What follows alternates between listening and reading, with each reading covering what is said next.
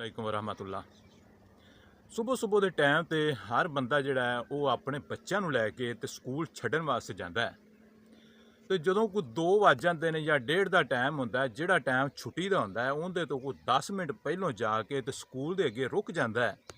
जदों बच्चे नूं छुट्टी होंदी है तो अपनी मोटरसाइकिल ते बिठांदा है या कार ते या जिहड़ी गड्डी उहदे कोल मौजूद है उहदे ते बिठा के ते बच्चे नूं वापस लै आंदा है। ਜਦੋਂ ਬੱਚੇ ਥੋੜ੍ਹਾ ਸ਼ਊਰ ਹਾਸਲ ਕਰਦੇ ਨੇ, ਬੜੇ ਸਮਝਦਾਰ ਹੋ ਜਾਂਦੇ ਨੇ ਤੇ ਉਹ ਨਾਨ ਵਚਾਨ ਸਾਰੀ ਸਮਝਦੇ ਹੁੰਦੇ ਨੇ। ਇੱਕ ਦਫਾ ਇੱਕ ਆਦਮੀ ਨੇ ਆਪਣੀ ਬੱਚੀ ਨੂੰ ਮੋਟਰਸਾਈਕਲ ਤੇ ਬਿਠਾਇਆ ਤੇ ਵਾਪਸੀ ਦੀ ਰਾਹ ਲਈ ਜਦੋਂ ਆਪਣੇ ਘਰ ਦੇ ਦਰਵਾਜ਼ੇ ਦੇ ਸਾਹਮਣੇ ਆਉਂਦਾ ਤੇ ਆਪਣੀ ਬੱਚੀ ਨੂੰ ਮੋਟਰਸਾਈਕਲ ਤੋਂ ਨੀਚੇ ਉਤਾਰਦਾ। ਬੱਚੀ ਬਿਲਕੁਲ ਛੋਟੀ ਵੀ ਨਹੀਂ ਹੁੰਦੀ, ਤਕਰੀਬਨ ਕੋਈ ਉਹਦੀ ਉਮਰ ਜਿਹੜੀ 8-9 ਸਾਲ ਹੈਗੀ ਹੈ। ਤੇ ਜਦੋਂ ਨੀਚੇ ਉਤਰਦੀ ਹੈ ਬੱਚੀ ਤੇ ਉਹ ਵੇਖਦੀ ਹੈ ਵੀ ਉਹਨਾਂ ਦੇ ਘਰ ਦੇ ਸਾਹਮਣੇ ਸੜਕ ਦੇ ਦੂਸਰੀ ਸਾਈਡ ਤੇ ਇੱਕ ਕਾਰ ਵਾਲਾ ਖੜਾ ਹੈ। ਬੜੀ ਸੋਹਣੀ ਉਹਦੀ ਕਾਰ ਹੈ, ਨਵੀਂ ਨਕੋਰ, ਤੇ ਉਹਦੇ ਕੋਲ ਬਾਹਰ ਦੀ ਸਾਈਡ ਤੇ ਕਾਰ ਦਾ ਡਰਾਈਵਰ ਜਿਹੜਾ ਹੈ ਜਾਂ ਮਾਲਕ ਹੈ ਉਹ ਨਿਕਲ ਕੇ ਤੇ ਇੱਕ ਵੱਡਾ ਸਾਰਾ ਫੋਨ ਲੈ ਕੇ ਤੇ ਆਪਣੇ ਕੰਨ ਨੂੰ ਲਾ ਕੇ ਤੇ ਗੱਲਾਂ ਕਰ ਰਿਹਾ, ਕਿਤੇ ਫੋਨ ਕਰ ਰਿਹਾ।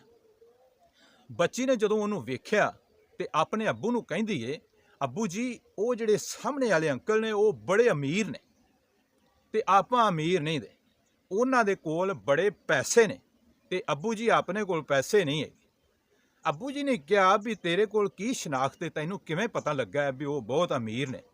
ਬੱਚੀ ਕਹਿੰਦੀ ਵੀ ਅੱਬੂ ਜੀ ਉਹਨਾਂ ਕੋਲ ਬੜੀ ਵੱਡੀ ਕਾਰ ਹੈ, ਆਪਣੇ ਕੋਲ ਮੋਟਰਸਾਈਕਲ ਹੈ।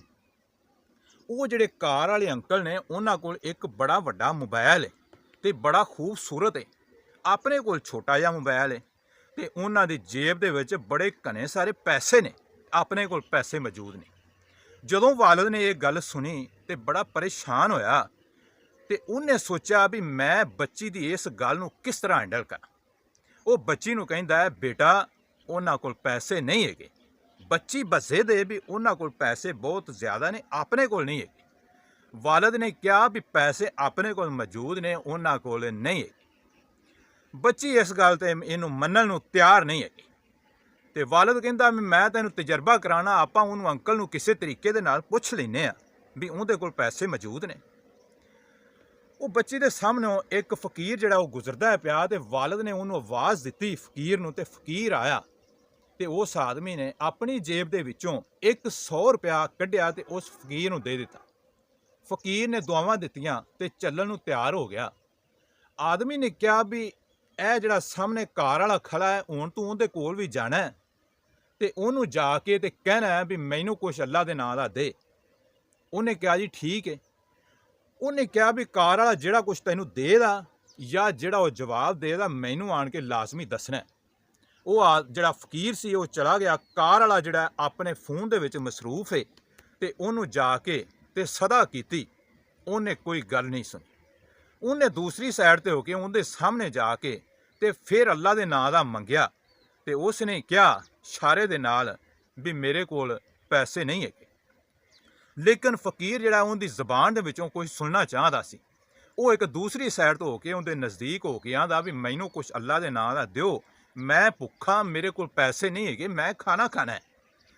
ਉਸ ਆਦਮੀ ਨੇ ਆਪਣੇ ਕੰਨ ਦੇ ਨਾਲੋਂ ਮੋਬਾਈਲ ਲਾਇਆ ਤੇ ਉਸ ਫਕੀਰ ਨੂੰ ਕਹਿੰਦਾ ਵੀ ਤੈਨੂੰ ਮੈਂ ਇੱਕ ਦਫਾ ਕਿਹਾ ਮੇਰੇ ਕੋਲ ਪੈਸੇ ਨਹੀਂ ਹੈਗੇ ਤੇ ਮੈਂ ਨਹੀਂ ਦੇ ਸਕਦਾ ਤੇ ਤੂੰ ਕਿਤੋਂ ਹੋਰ ਤੋਂ ਜਾ ਕੇ ਮੰਗ ਲੈ। ਉਹ ਫਕੀਰ ਵਾਪਸ ਆ ਜਾਂਦਾ ਹੈ ਤੇ ਉਸ ਆਦਮੀ ਨੂੰ ਆਣ ਕੇ ਦੱਸਦਾ ਵੀ ਉਹ ਬੰਦਾ ਜਿਹੜਾ ਕਾਰ ਵਾਲਾ ਜਿਹਨੇ ਵੱਡਾ ਸਾਰਾ ਮੋਬਾਈਲ ਆਪਣੇ ਕੰਨ ਦੇ ਨਾਲ ਲਾਇਆ ਹੈ, ਉਹ ਕਹਿੰਦਾ ਹੈ ਵੀ ਮੇਰੇ ਕੋਲ ਪੈਸੇ ਨਹੀਂ ਹੈਗੇ, ਮੇਰੀ ਜੇਬ ਖਾਲੀ ਹੈ, ਮੈਂ ਫੋਨ ਪਿਆ ਕਰਨਾ, ਤੂੰ ਜਾ ਕਿਤੋਂ ਹੋਰ ਤੋਂ ਮੰਗ ਲੈ। ਉਹ ਫਕੀਰ ਇਹ ਗੱਲ ਕਰਕੇ ਚਲਾ ਜਾਂਦਾ ਹੈ ਤੇ ਉਹ ਆਦਮੀ ਆਪਣੀ ਬੱਚੀ ਨੂੰ ਕਹਿੰਦਾ ਹੈ ਵੀ ਦੇਖਿਆ ਤੂੰ ਤਜਰਬਾ ਕਰ ਲਿਆ, ਆਪਣੇ ਕੋਲ 100 ਰੁਪਇਆ ਸੀ, ਆਪਣੇ ਕੋਲ ਪੈਸੇ ਸੀ, ਆਪਾਂ ਫਕੀਰ ਨੂੰ 100 ਰੁਪਇਆ ਦਿੱਤਾ ਹੈ ਤੇ ਉਹ ਆਦਮੀ ਜਿਹੜਾ ਹੈ ਉਹਨੇ ਆਪਣੀ ਜ਼ਬਾਨ ਦੇ ਨਾਲ ਹੀ ਇਕਰਾਰ ਕੀਤਾ ਵੀ ਮੇਰੇ ਕੋਲ ਪੈਸੇ ਨਹੀਂ ਹੈਗੇ, ਮੇਰੀ ਜੇਬ ਖਾਲੀ ਹੈ। ਇਹ ਗੱਲ ਕਰਨ ਦਾ ਮਕਸਦ ਇਹ ਆ, ਕੁਛ ਲੋਕ ਜਿਹੜੇ ਹੁੰਦੇ ਨੇ ਉਹ ਐਸੇ ਹੁੰਦੇ ਨੇ ਜਿਹੜੇ ਬਹੁਤ ਜ਼ਿਆਦਾ ਦੌਲਤਮੰਦ ਹੁੰਦੇ ਨੇ, ਲੇਕਿਨ ਉਹਨਾਂ ਦੇ ਦਿਲ ਦੇ ਵਿੱਚ ਇੰਨੀ ਤਵਾਨਾਈ ਨਹੀਂ ਹੁੰਦੀ, ਇੰਨੀ ਮਜ਼ਬੂਤੀ ਨਹੀਂ ਹੁੰਦੀ, ਦਿਲ ਛੋਟਾ ਹੁੰਦਾ ਹੈ, ਕਿਸੇ ਨੂੰ ਕੁਛ ਨਹੀਂ ਦਿੰਦੇ।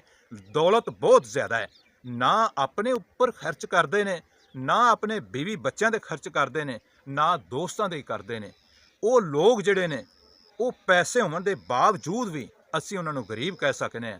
ਤੇ ਇੱਕ ਗਰੀਬ ਆਦਮੀ ਜਿਹੜਾ ਹੈ ਜਿਹਦੇ ਕੋਲ ਪੈਸੇ ਬਹੁਤ ਥੋੜ੍ਹੇ ਨੇ, ਉਹਦੀ ਜੇਬ ਦੇ ਵਿੱਚ ਚੰਦ ਰੁਪਈਏ ਨੇ, ਲੇਕਿਨ ਅੱਲਾ ਨੇ ਉਹਦਾ ਦਿਲ ਸਖੀ ਕੀਤਾ ਹੈ।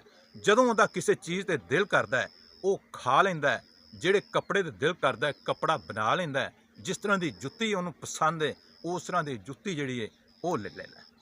ਲੋ ਜਨਾਬ, ਅਗਰ ਤੁਹਾਨੂੰ ਮੇਰੀ ਇਹ ਵੀਡੀਓ ਅੱਛੀ ਲੱਗੀ ਹੈ ਤੇ ਇਹਨੂੰ ਅੱਗੇ ਲਾਜ਼ਮੀ ਸ਼ੇਅਰ ਕਰ ਦੇਣਾ ਤੇ ਚੈਨਲ ਨੂੰ ਸਬਸਕ੍ਰਾਈਬ ਕਰਕੇ ਤੇ ਇੱਕ ਅੱਛਾ ਜਿਹਾ ਲਾਈਕ ਕਰਕੇ ਤੇ ਅੱਛਾ ਜਿਹਾ ਕਮੈਂਟ ਵੀ ਕਰ ਦੇਣਾ। अस्सलाम वालेकुम वरहमतुल्लाहि वबरकातुहू।